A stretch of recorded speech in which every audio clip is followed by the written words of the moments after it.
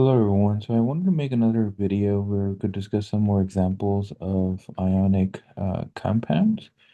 I wanted to discuss specifically the examples where you use the crisscross method and then get the number of elements in a formula, and then how you sometimes have to, uh, you know, bring the numbers down to the lowest whole number ratio. So let's talk about that here.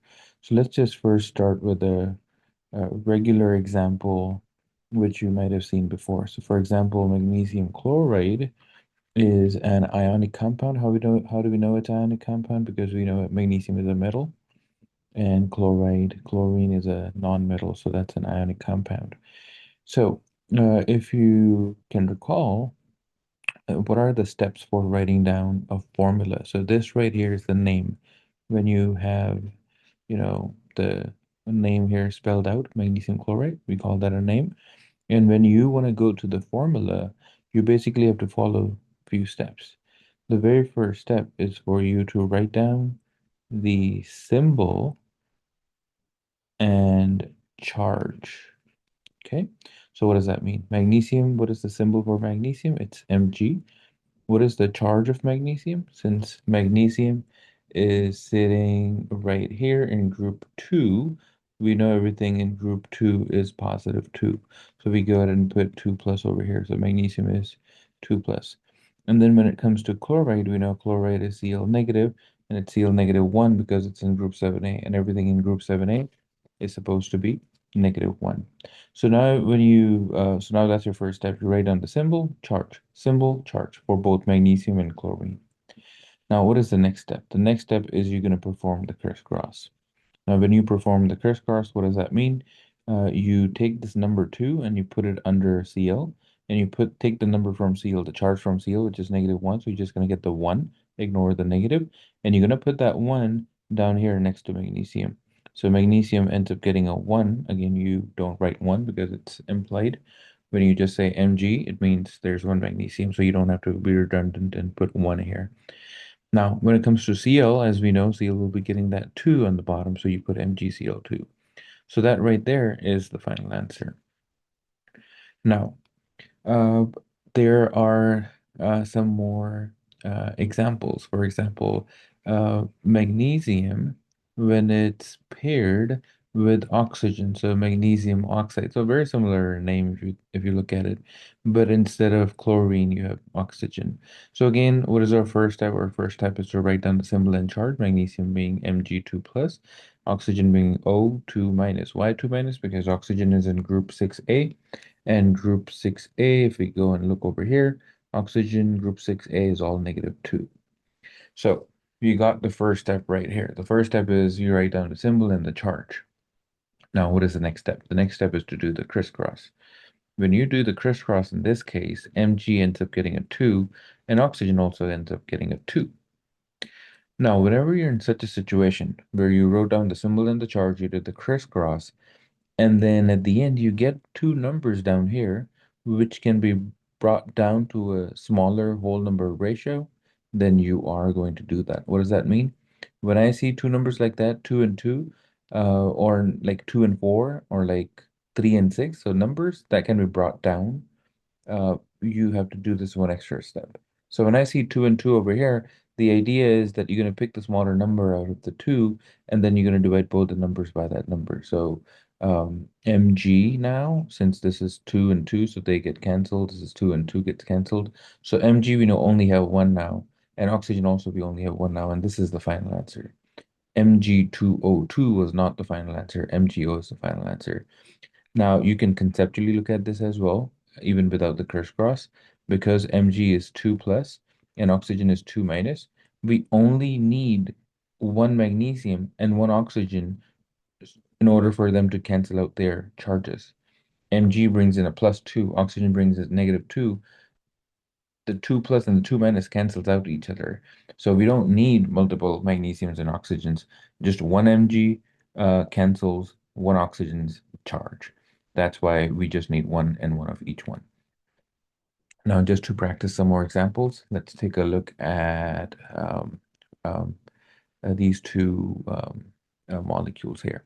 So we got lead 2 oxide, and then we have lead 4 oxide. Now we can probably already tell because these have a parentheses on them. This is type 2 ionic compound, but you still have to do the same thing. Your first step is to write down the symbol and the charge. What is the charge of lead? Because it's type 2, you won't find it on the periodic table. You're given that number right here. So that 2, so Pb is 2 plus. Oxygen is O2 minus. Okay. Again, just to make sure, you might already know this, but when you see lead is 2, what does that actually mean? Does it mean Pb has a 2 plus charge, or does it mean we have 2b, like 2b bonded together? So when you see lead with the 2, it means it's lead 2 plus charge. It does not mean this. Pb with the 2 in the bottom would suggest that there are two lead atoms. That's not the case. Pb2 in parentheses means Pb has a 2 plus charge. Okay. Now let's get back to this example. So the first step being write down the symbol and the charge, symbol and the charge. Now what is our next step? Next step is to do the crisscross. So when you do the crisscross, what happens? Pb gets the 2 and oxygen also gets the 2. This is very similar to the last example. So you'll just divide both the numbers by 2 and you will end up getting PbO as the final answer. Now let's do lead 4 oxide, lead being Pb. Now lead is 4, so it's 4 plus, not 2 plus. So that's why you're putting a 4 plus over here. And then oxygen again being 2 minus. Do the crisscross again, and this time what do you get? Pb gets the 2, but oxygen gets the 4. So again, the same thing. Whenever you have numbers that you think can be brought down, the ratios can be brought down, you're going to go ahead and do that. So how do you do it again? The trick is pick the smaller number out of the 2 and divide both the numbers by that number. So you can divide both the numbers by 2. So Pb ends up being 1 and oxygen ends up being 2, and this is the final answer. Okay, so lead 2 oxide and lead 4 oxide, they look like PbO and PbO2. Okay, I hope that makes sense. Now, since we are reviewing, I'm also going to talk about the polyatomic ions.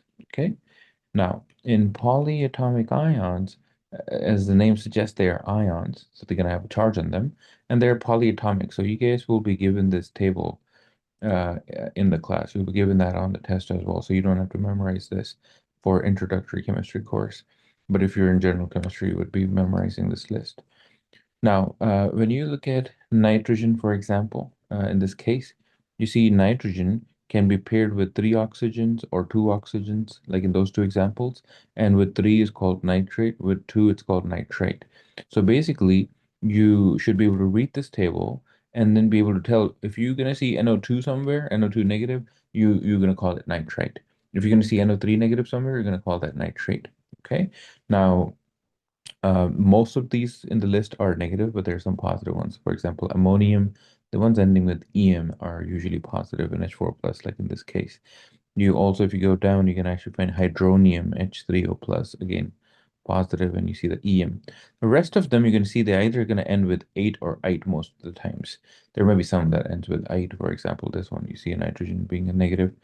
So you see that most of these are ending with 8 or 8. So whenever you're going to see in a name, whenever I say you have sodium chlorate, or you see another example, sodium chlorite with a T. Now, versus, let's do another one, which is sodium chlorite, which you guys already know what that is. So when you see, if you can differentiate these three words, you will be able to understand how to use the polyatomic, when to use the polyatomic ions. So whenever you have ending with 8 or 8, it tells you you have a polyatomic ion hidden inside. Whenever you're going to see the ide, the chloride, this is your regular Cl with the Cl negative one that you get from the periodic table. Okay, but the chlorate and chloride, for that you will have to refer to this chart. So you're going to go down here in chlorine, and you can see chlorate is ClO3 negative, chloride is ClO2 negative. So we're going to use that information here. So again, you're given the name and you have to write down the formula. So it's still the same thing. Write down the symbol and the charge. So sodium being Na with a positive charge. So we wrote down the symbol and the charge.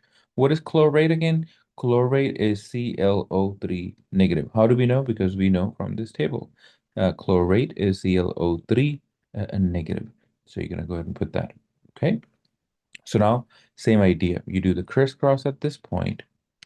So Na will end up getting the 1, and then ClO3 also ends up getting a 1. So you don't put those ones in. This is the final answer for this one. Okay. When it comes to sodium chloride, what would that look like? Sodium is Na plus. Chlorite is ClO2 negative. Again, when you're going to look in that list, you're going to find out that chloride is O2 minus. Again, do the crisscross. Na gets the 1.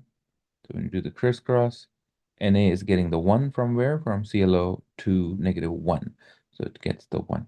And ClO2 also gets a 1. Why? Because sodium is also plus 1. So you end up with this, and this is your final answer. What is sodium chloride with a D? When you see IDE, it suggests a regular chlorine, so a Cl negative from the periodic table. Now, when you do the crisscross, again, you've done this many times, so this is NaCl. Okay? Now let's see what happens when you have a polyatomic ion, but this time the polyatomic ion is going to be paired with somebody who has a charge more than plus 1. So for example, we have calcium. Just for some keeping it simple, I'm going to use the last same example from the last examples we did. So calcium chlorate. Okay.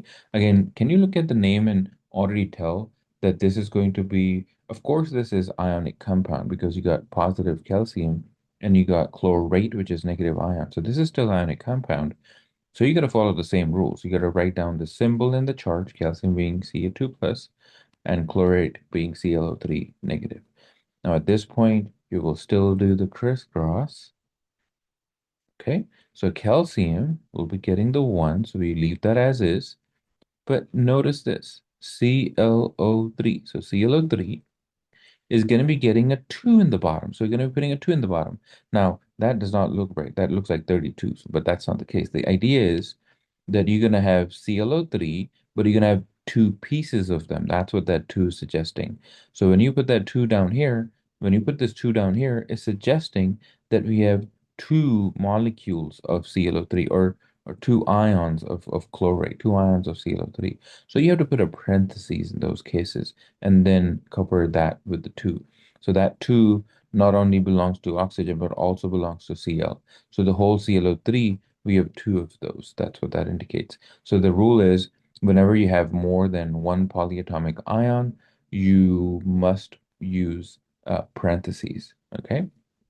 Now, just for practice, we can also do an example where I give you the formula, but you guys will be telling me the name for this. Now, a couple of things to notice here. Whenever you see polyatomic ion, we know we are dealing with ionic compound. And whenever you're dealing with ionic compound, you must ask yourself, are you working with type 1 or type 2? And who decides type 1, type 2? It's the metal who decides. What is the metal in this case? In this case, the metal is Fe. So Fe being iron, so iron, on the periodic table, it's a transition metal. It was not in your type 1 list, so it must be type 2. And type 2 don't have fixed charge. So in these cases, you always have to split your compound. We've done that in our previous examples. So in this case, what you will have to do is you're going to write down again your formula that you guys are given, but then you have to divide this guy. You have to split this guy in order to get the charge of Fe so that you can put that in the answer. Because what are you expecting for the answer? What you're expecting for the answer is that you're going to be calling this guy iron. Will you need parentheses? Yes. Why do you need parentheses? Because you're dealing with a type 2 ionic compound. And then what is going to go in the back here? Is this chloride? No, it's not chloride. ClO3, we know again from the table, ClO3 is chlorate. So you just don't do anything to it. You just put chlorate here. Okay? Now, what goes in the parentheses? It's the charge of Fe that'll go in the parentheses. So how do you figure this out? Now, you're not going to be finding the charge of Cl and O separate. What you need to do is keep it simple. Do you know what is the charge of ClO3? Yes, we can go into this list and find out the charge. ClO3 is negative 1. So we're going to go down here and say that ClO3 is negative 1. And how many pieces of ClO3 do we have? We have two pieces of ClO3. So it's -1 times 2 gives me -2. So when I get -2 here, and since the whole molecule does not have any charge on it, it suggests that this site must be +2. And just to confirm, the +2 belongs to only single Fe because we only have single Fe. So now, without doing anything else, I can just put that 2 over here, and that's going to be our answer. So iron 2 chloride. Okay, all right, so that'll be it for this video.